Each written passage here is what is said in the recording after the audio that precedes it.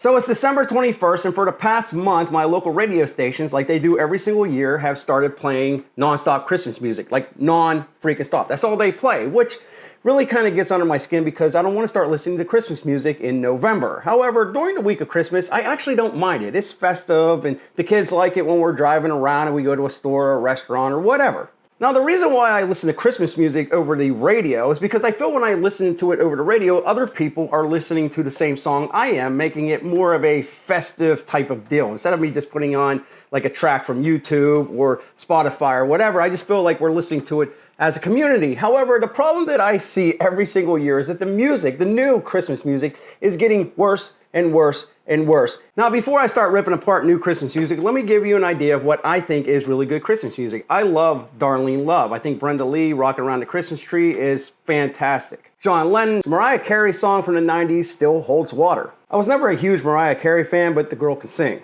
And up to the 90s, that's where it really sort of stopped for me, and everything after it just become complete freaking garbage. Now, I know a lot of younger people that are going to leave comments in the comment section in today's video probably will say something like, the reason you don't like the new, rad, hip, cool Christmas music today is because you're older and you're stuck in the past, man. But it's not because we're older. It's just new Christmas music sucks because it sucks. And the reason it sucks is because we forgot what Christmas music was supposed to be. You see, older Christmas music wasn't trying to be perfect like the standards we have today. It was trying to be felt. Listen closely to older recordings. You're going to notice something right away. You can hear the room, not just the speakers that they mic or the microphones. You hear things happen, a chair moving in the background, something dropping, a voice far away. You could literally hear people breathing and taking breaths in the microphone that weren't supposed to be there. You could hear the air. You could feel the space that they were recording in. So for example, a lot of the bands that used to record back in the day, they recorded on tape. They didn't record on digital. So it was a lot harder and a lot more expensive to go back and fix every imperfection. Unlike today, you could just hit stop and then start recording again. That's not how it was back in the day. So a lot of the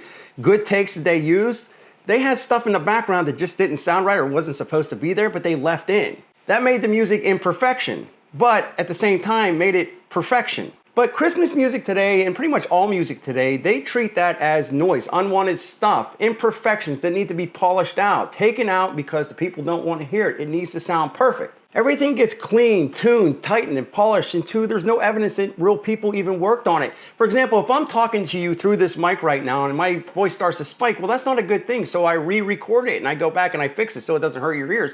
But you can hear a lot of different songs, even in the Darlene Love songs where the mics would spike, they left it in and it sounded awesome. Older Christmas music didn't sound clean. It sounded alive. And the reason that matters is because Christmas itself is not clean. It's messy. It's chaotic. It's the people at the stores bumping into each other. It's the kids making a mess when they open up their Christmas packages. Christmas is chaos from the cooking and everything else that's involved. So why not our music? Why does our music nowadays have to feel so clean? You see, the music of the past used to be the same as our Christmas now. It was emotional, people talking over each other, there was background noise happening all at once. And those older recorded songs, they captured the chaos without even trying, but the modern ones try to erase it. But now let's talk about the scale of things. Older Christmas was built big, not loud, but big. Full orchestras in the background, real choirs, live musicians playing together in the exact same space. The arrangements breathed, they swelled, they pulled back when they needed to. They weren't rushed, they weren't squeezed in a formula. They actually wanted to make something that would last, not something they were just doing to get a paycheck. They wanted people to hear these songs that they recorded, they wrote, and they sang with passion for decades and decades and decades. And yeah, don't get me wrong, they were still getting paid back in the day, but they still wanted it to sound good. They still wanted people to feel what they were saying. But the biggest thing back in the day was a lot of these people weren't chasing trends. They were setting trends. A lot of them weren't chasing radio plays. They weren't chasing billboards or anything like that. John Lennon probably just wrote that song because he wanted to write that song. They were selling a standard, and the standard was good. Older Christmas music built like it was trying to define the holiday spirit, but the newer Christmas music feels like it's just trying to fit in to Christmas to get some extra airplay. And a lot of the really good Christmas songs probably had a little bit of ego in the background as well. You know, I know you made a Christmas album, but I'm making a Christmas album and I'm gonna make mine better than yours. And that's fine with me because it gave the artist confidence. They wanted to produce something great, and a lot of them did. And I think another reason why so many Christmas songs back in the day were so awesome is because they came from artists, from the people that we already knew, that were already established, that had great careers and were legends in their own right. We already loved those artists. We trusted those artists. So when they came out with a Christmas song, it was already a festive time of year, and now you got to hear it from your favorite artist, which made it even better. And today I couldn't tell you one single new person that's singing. I don't know. I don't know who they are. I don't know.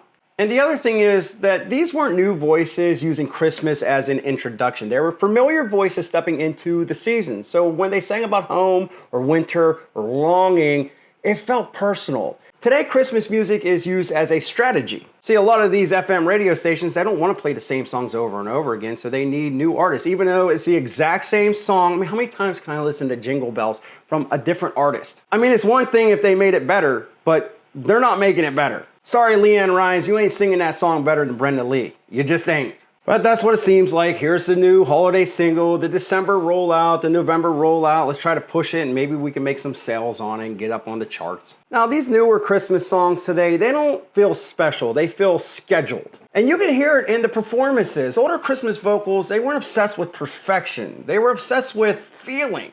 You can hear the voices cracking a little bit. You can actually feel their vocal cords being strained, but you can also feel the emotion they were pumping out at these things. They were definitely not flawless performances by any means. However, the modern Christmas vocals, that's what they're aiming for, perfection. While at the same time, all you're getting is emptiness. Every note is correct, every syllable is clean, and none of it feels like it matters. It sounds like someone doing their job. Because for a lot of the modern Christmas music, that's exactly what it is. It's a check. All right, let's knock out this holiday song already. And once we strip out all this imperfection and the passion, we're gonna let it go live.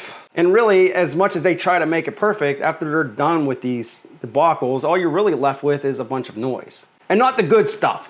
And that's why modern Christmas music collapsed under its own reputation. The same songs over and over again everywhere. The store, the radios, the commercials. By mid-December, it's not festive anymore. It's exhausting.